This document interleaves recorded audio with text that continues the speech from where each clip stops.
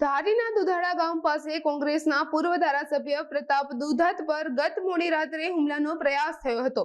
જ્યારે પ્રતાપ દુધાત ગીર સોમનાથમાં આયોજિત સરદાર સન્માન યાત્રામાંથી પોતાના 3 ગાડીના કાફલા સાથે પરત ફરી રહ્યા હતા। અજાણ્યા શખ્સોના ટોળાએ તેમની કારને નિશાન બનાવીને હુમલો કરવાનો પ્રયાસ કર્યો હતો। પ્રતાપ દુધાતે આ ઘટના બાદ તુરંત અમરેલીના એસપીને જાણ કરવામાં આવી હતી। એસપીએ આ અંગે પ્રતિક્રિયા આપી હતી। આ હુમલા પાછળનું કારણ હજુ પણ અકબંધ છે અને પ્રતાપ દુધાતના ડ્રાઈવર સિરાજભાઈએ ધારી પોલીસ સ્ટેશનમાં અજાણ્યા હુમલાખોરો સામે ફરિયાદ નોંધાવી છે। સરદાર સન્માન યાત્રાની સમાપન સોમનાથ મહાદેવના સાનિધ્યમાં કરી અને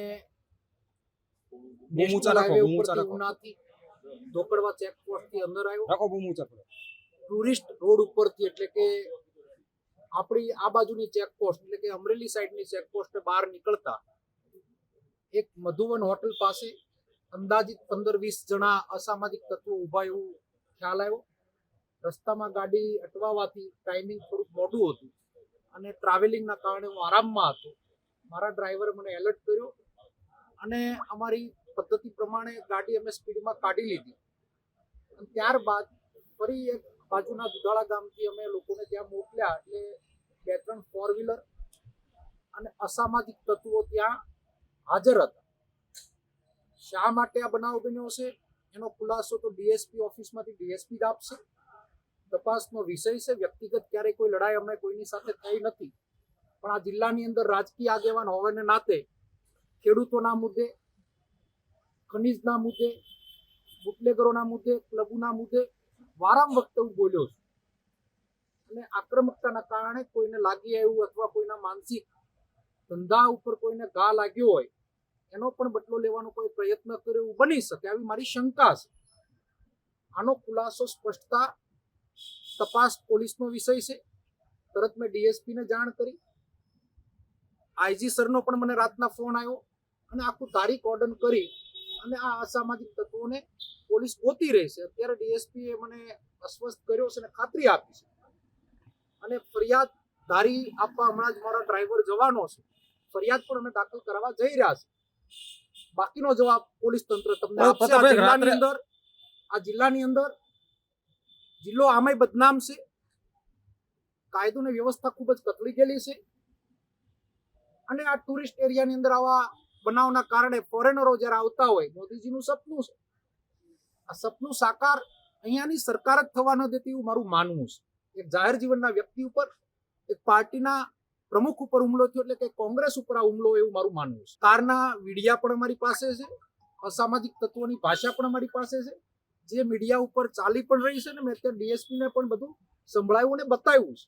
હવે આગળ કેટલી કાર્યવાહી કરે છે એ આવનાર સમય જ બતાવશે। મારી ગાડી સ્પીડમાં કાઢી એટલે પાછળ થોડુંક નુકસાન થયું છે, મામૂલી નુકસાન થયું, કોઈ એવડું મોટું નુકસાન નથી થયું, પણ અખતરો થયો છે ત્યારે સરકાર અને તંત્ર આને સબક શીખવાડે એટલી લાગણી વ્યક્ત। કેટલા લોકો હતા? એસપી મને ખાતરી આપી છે કે ફરી વખત આ જિલ્લામાં આવું ન બને એનું હું કરીને તમને બતાવીશ। અંદાજે કેટલા માણસો હતા? અંદાજે 15 થી 20 જણા। ગઈ રાત્રે આશરે રાત્રે 12 વાગે અમોને ઉપર અમરેલી જિલ્લાના કોંગ્રેસ પ્રમુખ પ્રતાપભાઈ દુધાતનો ફોન આવેલ હતો કે એ તુલસીજામ બાજુથી અમરેલી આવતા રોડ ઉપર કોઈ અજાણ્ય વ્યક્તિએ એમની રાત્રે ગાડી રોકવાની કોશિશ કરેલ છે, તેમજ ગાડી ઉપર હુમલો કરેલ છે। તે બનાવ વખતે બનાવ બન્યા બાદ અમે પોતે પ્રતાપભાઈ સાથે વાત કરેલ હતી। ત્યારબાદ તાત્કાલિક જિલ્લા પોલીસ તરફથી ધારી પોલીસ સ્ટેશનની ટીમ, થાના અધિકારી, 112ની ટીમ તથા બીટ જમાદાર જે જગ્યા બનાવ બનેલ હતો ત્યાં પહોંચીને આવું કોઈ ત્યાં કોઈને હાજરી બાબતે કંઈક છે કે કેમ તે બાબતે પૂરતી તપાસ હાથ ધરેલ હતી। ગઈ રાત્રે આ જે કામના ફરિયાદી છે પ્રતાપભાઈ સાથે જિલ્લા પોલીસે વાત કરેલ હતી અને રાત્રે જ આપણે આ બનાવ બનેલ હોય તો તે બાબતે સાચી હકીકત સાથે ફરિયાદ લખવા માટે જણાવેલ હતું, જે બાબતે આજે સવારે પણ ફરીથી એ લોકોને આપણા તરફથી ફરિયાદ દાખલ કરવા માટે જણાવેલું છે અને આ લોકોએ કદાચ ટૂંક સમયમાં ફરિયાદ પણ દાખલ કરશે। જિલ્લા પોલીસ તરફથી એમના ઉપર જે કોઈ હુમલો કરેલ છે અથવા એની જે આક્ષેપ છે કે અમારા ગાડી ઉપર હુમલો કરેલ છે, લાઠીથી ગાડી ઉપર દાબા પડેલા છે, તે બાબતે જિલ્લા પોલીસ તરફથી આપણે ઝીણવટભરી તપાસ કરી રહી છે। તો આ વિસ્તાર તુલસીશામ જે છે એ ટુરિસ્ટ માટે બહુ જરૂરી વિસ્તાર છે।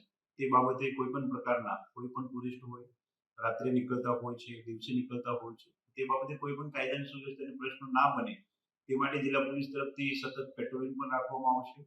સિનિયર અધિકારીના લેવલમાં પેટ્રોલિંગ રાખવામાં આવશે અને આ જે પ્રતાપભાઈ ફરિયાદ થશે અથવા તે સિવાય પણ જિલ્લા પોલીસ આ વિસ્તારમાં કોઈ પણ પ્રકારનું કાયદાની સુવ્યવસ્થાની પરિસ્થિતિ નિર્માણ ના થાય તે માટે કટિબદ્ધ છે.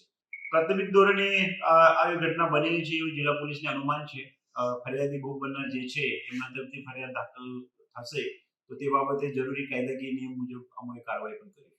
મારું નામ સિરાજભાઈ છે. શું કામ કરો છો? ડ્રાઇવિંગ કરું છું. XMLA પ્રતાપભાઈ દુધાતની ગાડી ચલાવું છું. ગઈકાલે શું બનાવ બન્યો હતો? સોમનાથથી સરદાર યાત્રામાંથી રિટર્ન આવતા હતા તો દુધાળા તુલસીજામની વચ્ચે અમારી સાથે બનાવ બન્યો છે. એક ટોળું ઊભું તો એમાંથી 2-3 જણાએ અમારી ઉપર હુમલો કરવાનો પ્રયાસ કર્યો છે, જેથી કરી અમે ત્યાંથી અમારો બચાવ કરીને ભાગી ગયા અને દુધાળા આવીને અમે પાછા સાહેબને ઉતારીને હું રિટર્ન પાછું જાણવા માટે ગયો હતો.